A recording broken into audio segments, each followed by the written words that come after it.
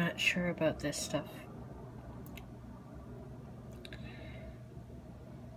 Coconut water, mango, coconut water in a can, made with natural ingredients. That worries me.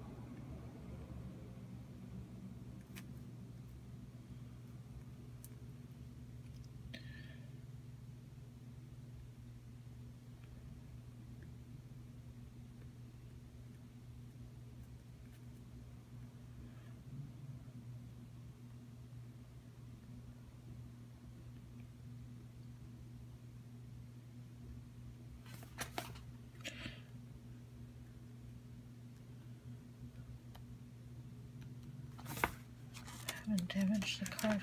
Got this great card from a friend in Toronto. I told her I was going to visit her, and then I canceled my plans. And I got her card after I canceled my plans, and she was looking forward to my trip. But when I told her I canceled it, she said, no, you postponed it. So I will be seeing her soon. This card is made by somebody in Toronto, so yeah. It's blank space, but it's okay. It's nice. I usually, if I've put something in, I put something else in so that I'm not feeling it go through the pages like that. But it's alright. Do you see my friends I have with me here? I didn't think that I would get into collecting these action figures. It started with Daryl Dixon. I am a Daryl Dixon fan. This is not what Daryl looks like anymore, and clearly he never looked like this, but Daryl Dixon from The Walking Dead.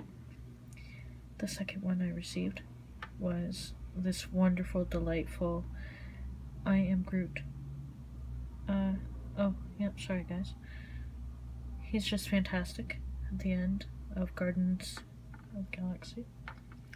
And then, although he was not my most favorite Doctor with the newly continued Doctor Who, he won me over within his first episode as well, and that would be Matt Smith's incarnation of the Doctor. Bow ties are cool. So these three will be overlooking my paper journal writing process tonight. I was thinking of these two as being a great team of traveling through, like dealing with the zombie apocalypse. I Am Groot would really bring out the greatness in Daryl Dixon, the happy good stuff. But when it comes to badassery, when Groot is grown, he can hold his own. At the same time, he'd be someone that Daryl could take care of during this time period. So, I don't know. It's kind of... And then, well, the Doctor's doing just fine, as long as he has a companion. But could you imagine him with companions like this? Just I have this really scary, I'm showing you guys this even though this is supposed to be a quiet writing video, but I'm distracted. Don't be too terrified. This came in a loot crate. A Doctor Who themed loot crate. And see, the 10th Doctor is my David Tennant, and the 11th is Matt Smith. But the one I got, he looks far more terrifying. Well, it's Peter Capaldi, okay? I'm afraid I'll set him on fire. Here, he's... Oh, well, you know what? It's just as well you can't see him. He's very scary. Very scary. It's terrifying, really. He's far more delightful on the show. They also have the TARDIS and a Weeping Angel. Those are terrifying. But I would have to say Peter Capaldi's doll is second to the Weeping Angels. Okay, back to writing. Clearly I'm having a hard time concentrating. I like music or watching vlogs. I like watching movies. When I'm writing in my journal these days, paper journaling for me, I've been kind of having a tough time.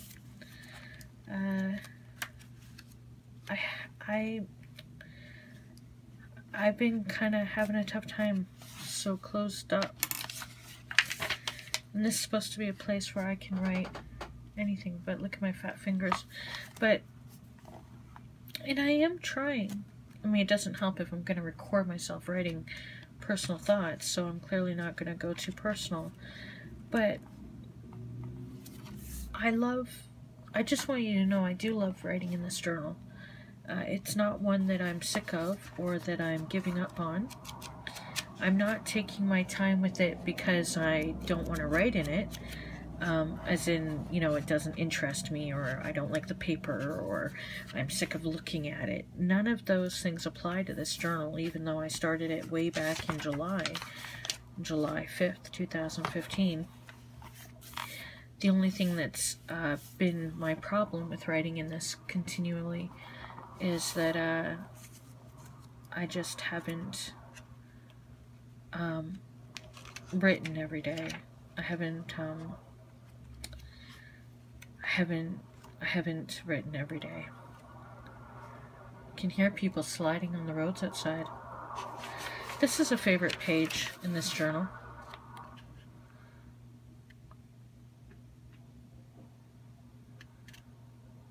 I think, well, love, I'm not so sure about fame, and money are fantastic. Truth is what I would choose above all.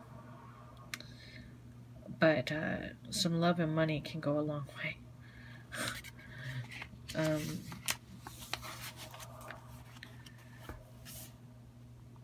You know, I suspect that that's not anybody messing on the roads. That's some people having fun in the parking lot again. Can you hear my husband snoring? Can you hear the creak of my chair? Hear me plugging this in so the battery doesn't go down? Hear a cat scratching a cat tower? I'll have to open up that window a bit more. Yeah. Hi, Pico Pico. There you go, fresh air. Okay. Let's go back to writing.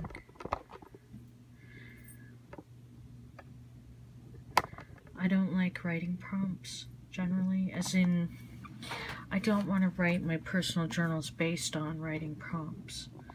I want to be writing what comes to my mind, what I feel like writing and sharing. But I find that it could just be that I don't feel like sharing some things, even when things are going on. I'm one of those people where people have said, when you're going through a tough time, do you write in your journal more or less? Or if you're going through great times, do you write in your journal more or less? And I would have to answer for both of those, less and more. It all depends.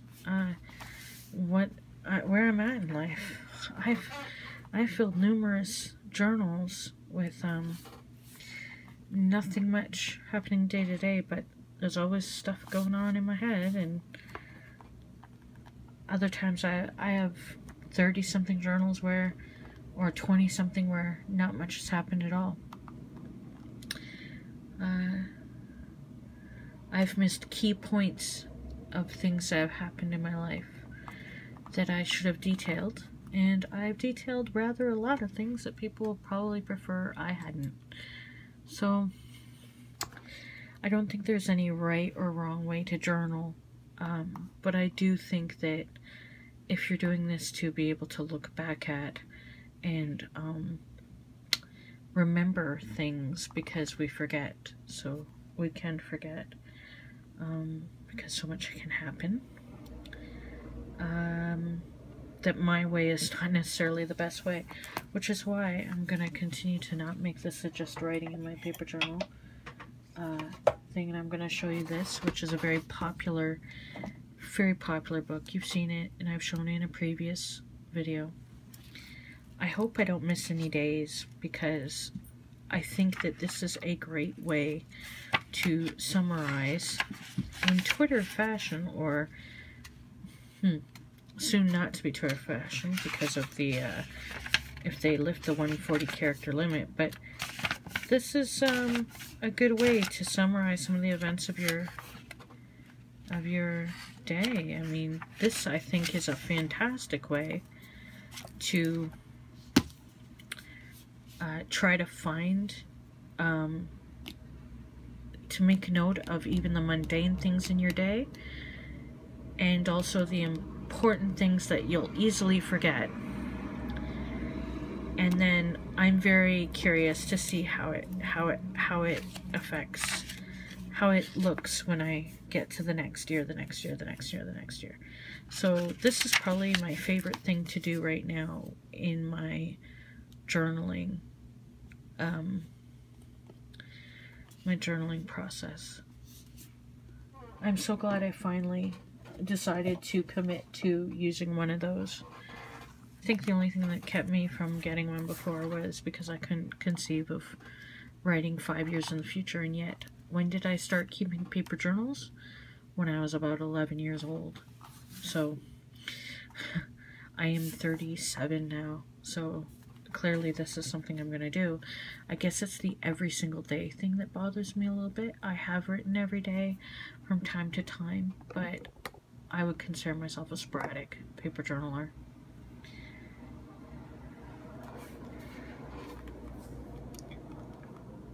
I love that I have a place that I can write. And I love that I get to pick which journal. I love that there is always this place where I can go. But I've treated my online journal as the same kind of thing. I've appreciated so many things about the outlet of having the online journal, of the voice posts, of the vlogs, of photography. All of it is ways of expressing and documenting my life and who I am. I mean, I won't exist in however number of years. All of this is, you know, it's temporary distractions and things that might be found by people after me, or that might go to other people, but I am not going to be here forever. So some people might argue, what's the point of even writing? But your life, you know, whether, especially if you're not someone famous or you're not achieving any great works. But what are most of our, well, of course, many of our films and TV shows are about spectacular things, but what is the most interesting thing many of us find? The everyday, the people who you can relate to, the commonalities over decades and centuries between heart's desires, yearning, anxiousness, wanting, despite all this stuff I have here that clearly people who were journaling 100 years ago did not have, or these types of books, let's say. They were journaling, but they may perhaps by candlelight, but not in something like this.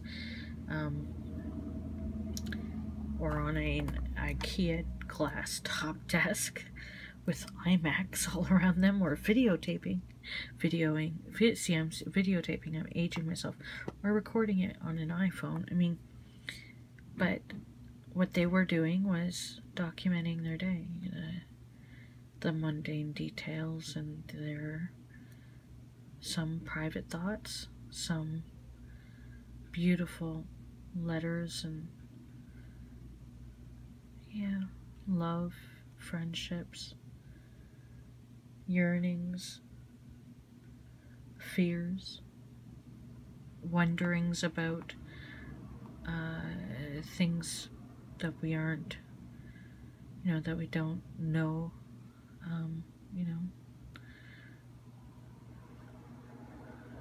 I think that it's great that this is back in, it never went away. People have been, like myself, I've been journaling for a long time, off and on, and I never stopped, whether it was a popular thing or not. But just like reading, BookTube exists as a entity in itself.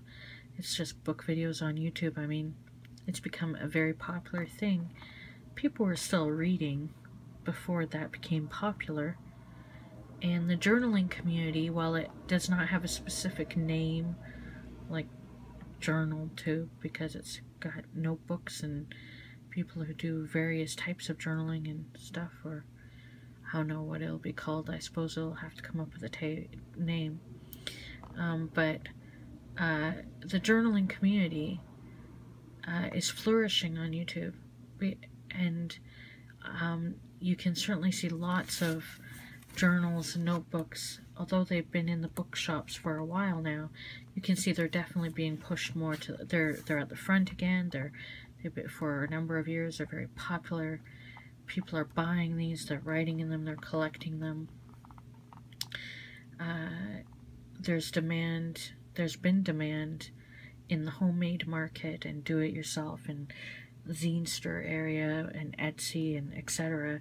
So, I mean, I would say the journaling is definitely in, but what does this mean for us as in a culture where consumerism is definitely a driving force, collecting, buying, etc., but yet, and the I, me, the I generation, but yet we are striving to look inward, and we are trying to, we see ourselves in the fandom, things we enjoy and collect, and whether it's shelves of books and piles of blank journals, there's still something about putting pen to the page, about taking the time to type out words and put them online, or put them into a document, or the desire to write,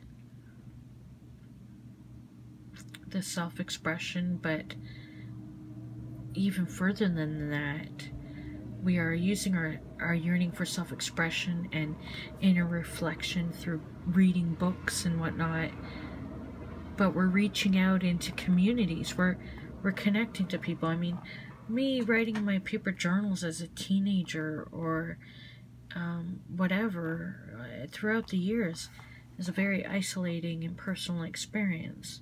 Now, I do miss some of that personal part of it, in that I didn't feel I needed to censor myself in any way, but I don't just blame the community. I think it's my own certain life circumstances have led me to censor myself more so, and I hope to get through that as I get older.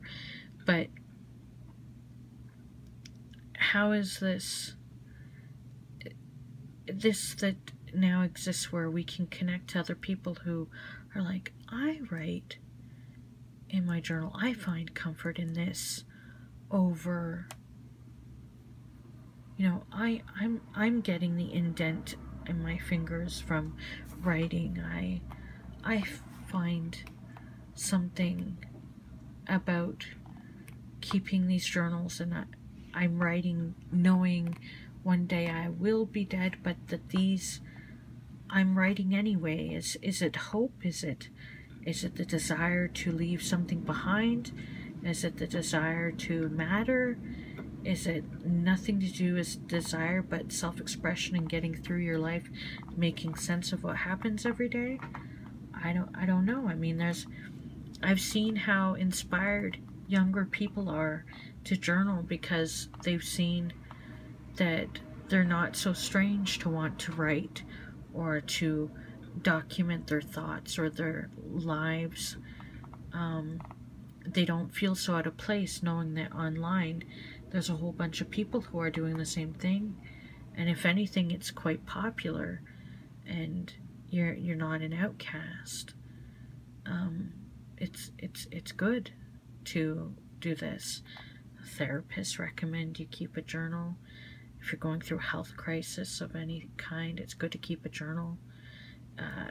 Trying to attain goals, diaries and journals work, planners. How does this fit into my life, though? Where I'm at right now.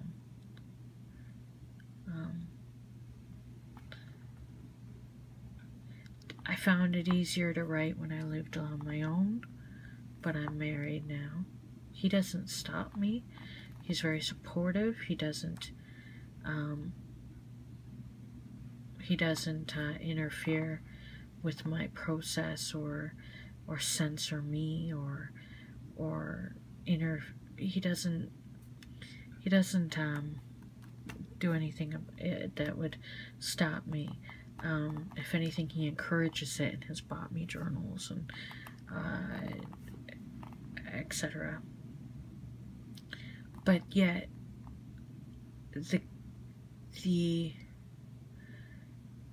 I know that there's a difference between writing on my own, like living alone, living my life alone, and writing knowing I'm writing from a safe or privileged space. Well, I'm not ritzy here, but look, I've got these guys with me.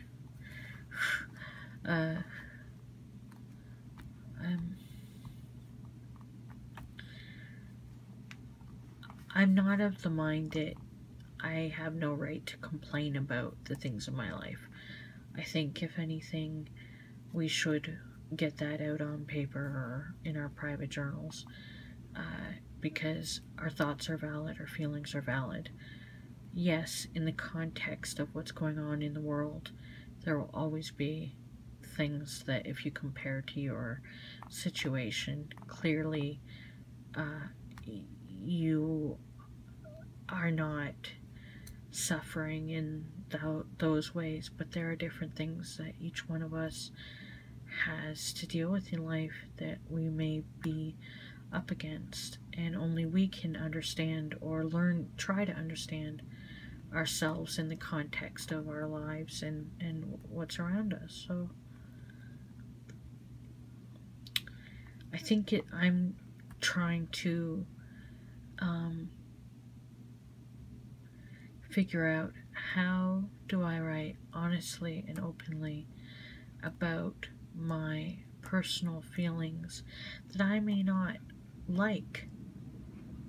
I may not want to write what I feel and face up to some of the things I feel, given that at the same time I feel thankful and grateful and scared and hopeful and worried. See, that's what this is for me to write in and express these contradictive but very human thoughts and guilt, the guilt I might feel for having any of these thoughts when, you know, when I'm very aware that there's much more going on in the world.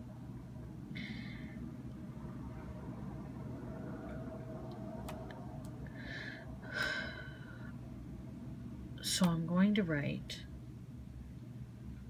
because even with the spaces in between the time that I write and when I don't write, I'm always compelled to come back. And even when I am blocking myself from opening up to my potential of writing my full out truths, which you should always try to do if you can, these are the places where I will work through that. My paper journals, and even my online one, and any other way you can express yourself. If you feel the desire to express yourself through writing and art, oh, please try to do it. Don't let your fear and your anxieties and your self-consciousness stop you, because even though one day we are gone, what matters is that we are here right now.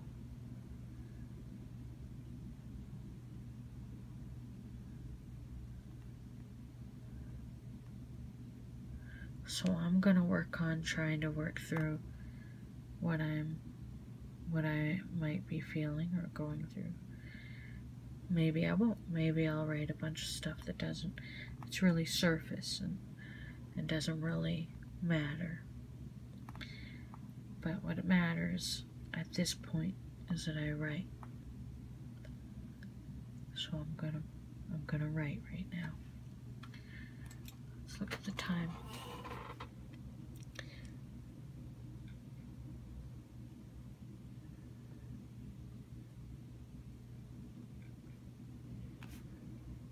When I'm continuing on the same date on a new page, I write the date at the top. Sometimes I shorten the month, but other times I write it full out. If I'm writing several pages at a time, I'll likely shorten it, but I try to include this, as you can see by previous pages where I might have gone on. For instance, the 8th, I wrote that page, that page, that page, and that page, you know? So that's right.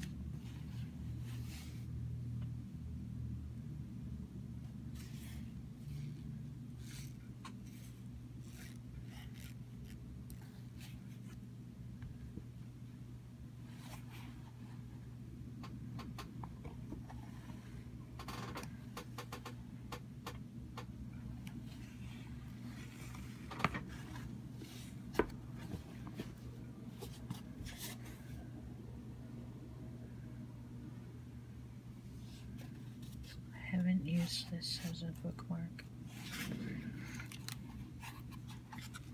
Oh. I guess I could.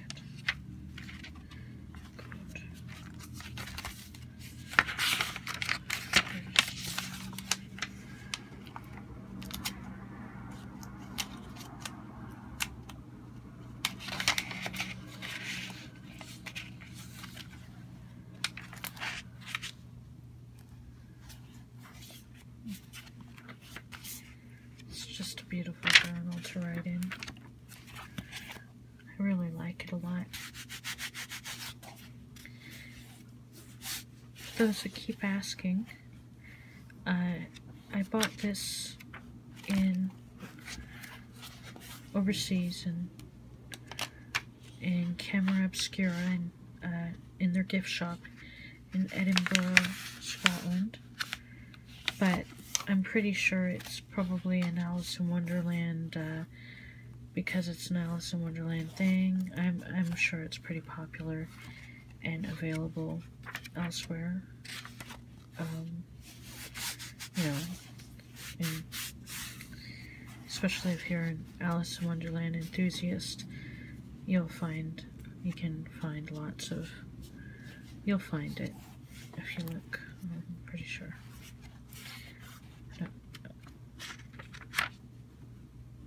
It's lovely.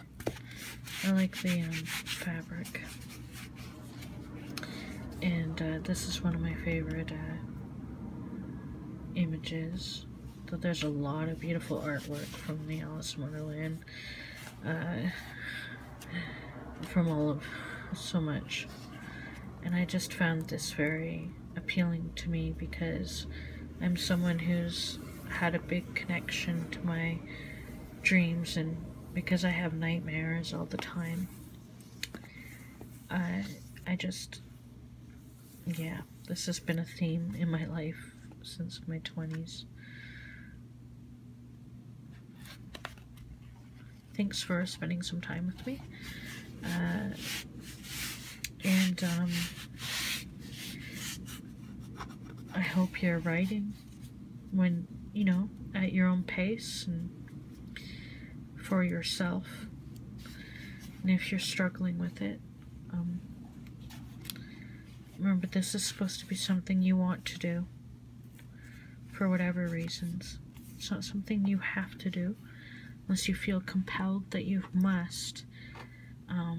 Be that if you must do it, do it